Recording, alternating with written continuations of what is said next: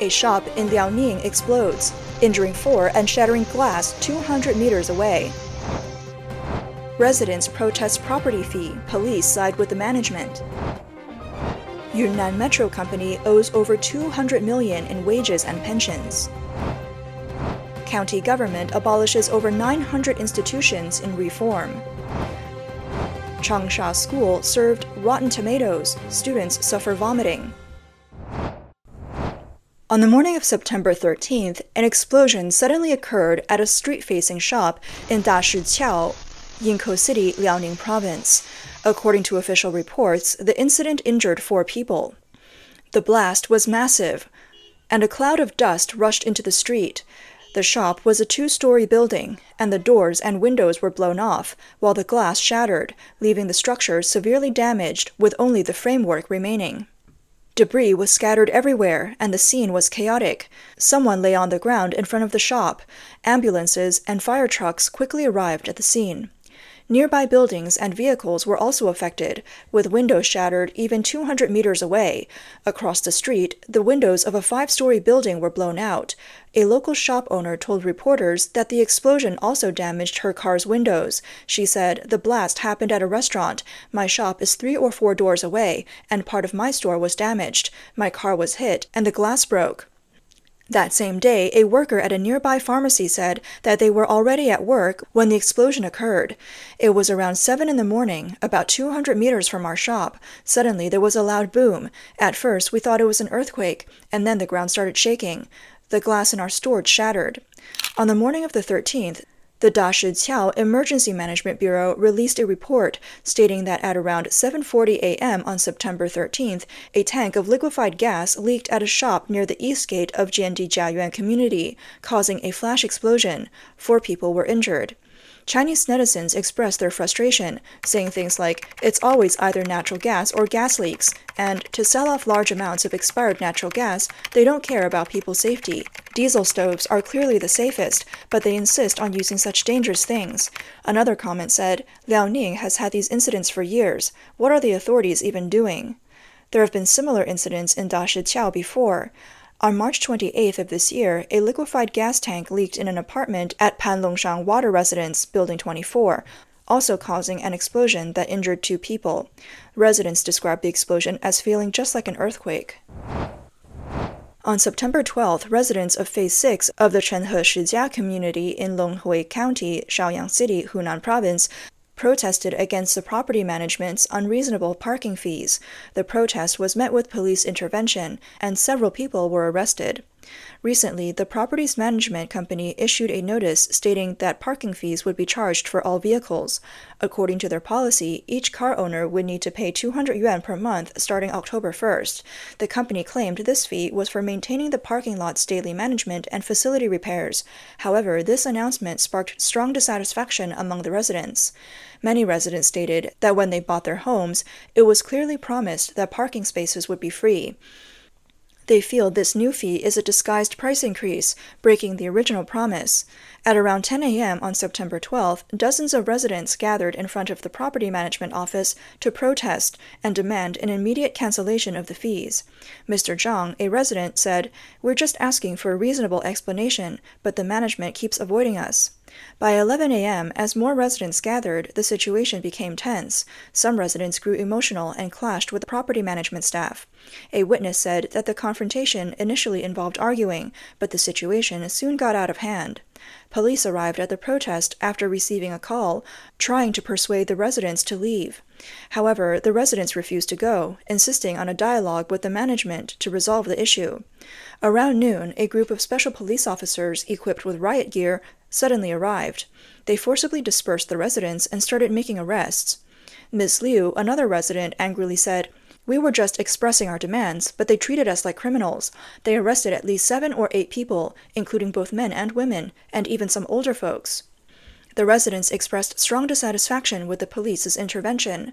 Many believe that the police should remain neutral in the conflict between property management and residents. Mr. Wang, a resident, stated, "As taxpayers, we don't want to see the police taking the side of injustice."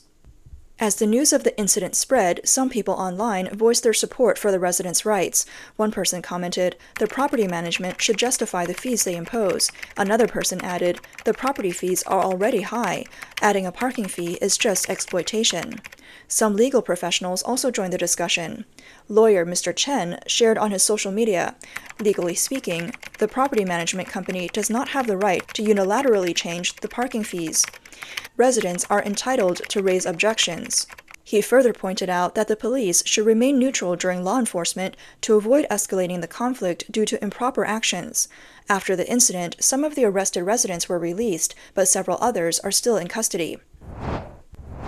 Recently, a metro operating company was reported to have withheld wages and insurance payments for over 2,000 employees. Employees involved in the situation revealed that they hadn't received their salaries for nearly 2 months, and their pension insurance had not been paid since March of the previous year.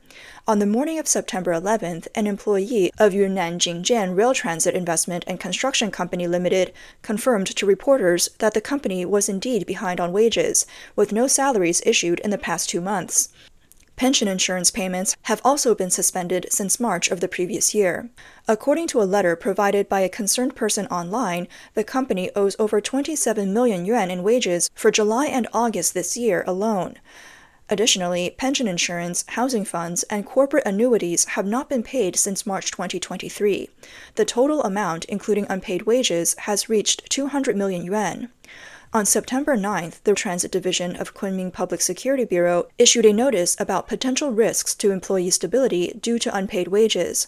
The document stated that as of August 31st, Yunnan Jingjian Rail Transit Investment and Construction Company Limited had accumulated a debt of 200 million yuan in unpaid wages.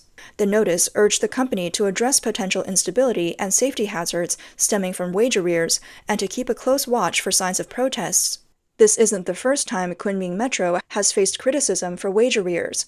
Back in 2023, there was already widespread public discussion about the company withholding salaries from a large number of employees. Yunnan Jingjian Rail Transit Investment and Construction Company is responsible for the investment, construction, and operation of Kunming's Metro Line 4 and currently employs more than 2,200 people.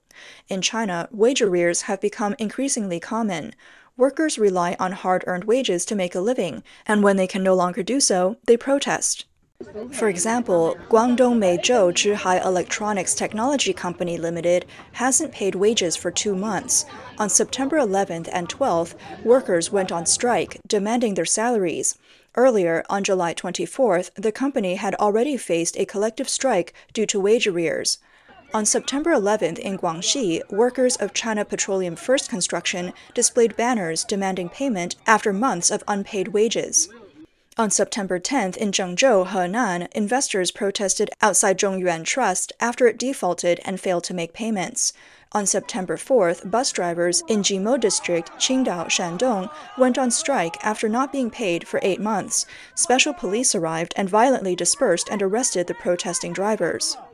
In Changsha, Huangxing, construction workers at Yunda Exhibition Bay staged a protest for their wages and clashed with the company's security personnel and angrily commented, "They violently suppress people who aren't getting paid at home while throwing money around abroad. This bunch of traitors will surely go to hell." According to a report by China News Weekly, many regions across China have recently undergone institutional reforms. In the small city of Tongyu County in Baicheng City, Jilin Province, over 900 institutions have been dissolved. The main official of Shuanggang Town in Tongyu County said, "The paperwork, document submission, and meeting times have all been reduced. This streamlining isn't limited to Tongyu County.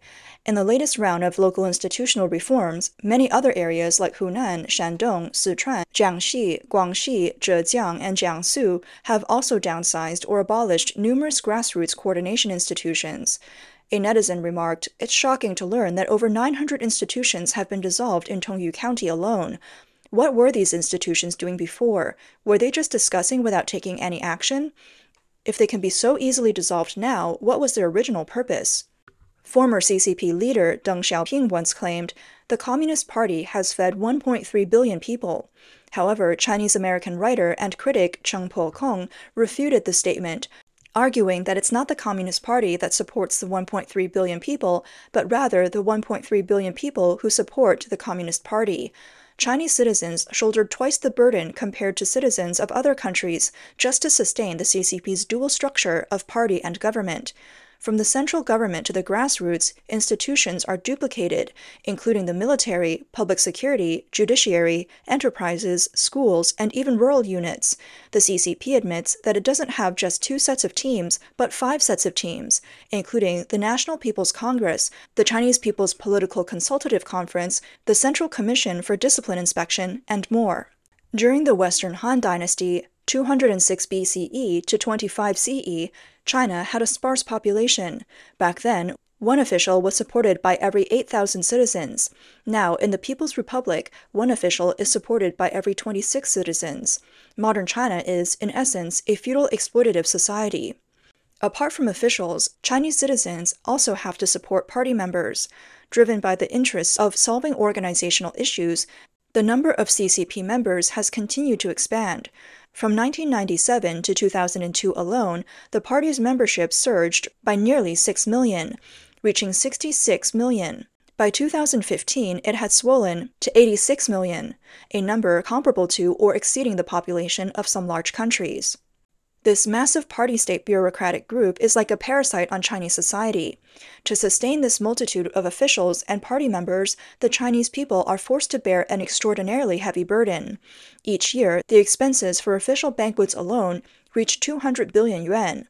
Overseas training and study trips cost another 250 billion yuan, and transportation expenses add up to 300 billion yuan, surpassing the total annual budget for education and healthcare in China. On September 12th, several parents took to social media to report that Hunan Sino-Canadian High School in Changsha had served students rotten tomatoes in its cafeteria. Following the meal, numerous students experienced vomiting and diarrhea, with some being diagnosed with acute gastroenteritis. One parent, Ms. Wu, said, "My child came home and told me that the tomatoes had a strange taste. When I looked closer, they were rotten. How can they serve this to children? Someone even took a picture of the cafeteria using garbage bins to store food. It's simply unacceptable." After consuming the unsanitary food, many students suffered varying degrees of stomach pain, diarrhea, and vomiting. Some were even diagnosed with acute gastroenteritis and had to be taken to the hospital for treatment. Another parent, Mr. Li, expressed his anger. "Not long after my daughter finished eating, she started having stomach pain and then began vomiting severely. We rushed her to the hospital in the middle of the night, and the doctor diagnosed it as acute gastroenteritis. I can't believe that such a large school could be so negligent in managing its cafeteria." A high school junior, surnamed Zhang, told reporters that concerns about the cafeteria's food quality were not new. Zhang said, "The cafeteria food has never been great, but this time the tomatoes were particularly disgusting. As soon as I picked them up, I smelled a sour odor. Many students felt unwell after eating them." Another student added, "I saw the cafeteria using dirty plastic buckets to store food. It's really off-putting. We've always felt the hygiene in the cafeteria was poor, but no one seems to care." Some parents mentioned that they had raised concerns about the cafeteria's hygiene multiple times, but their complaints were ignored until this large-scale food poisoning incident brought the issue to light. Under pressure from the parents, Hunan Sino-Canadian High School finally issued a brief statement on the afternoon of September 13th, admitting to problems with cafeteria hygiene. The school promised to thoroughly investigate the food sources and improve cafeteria management.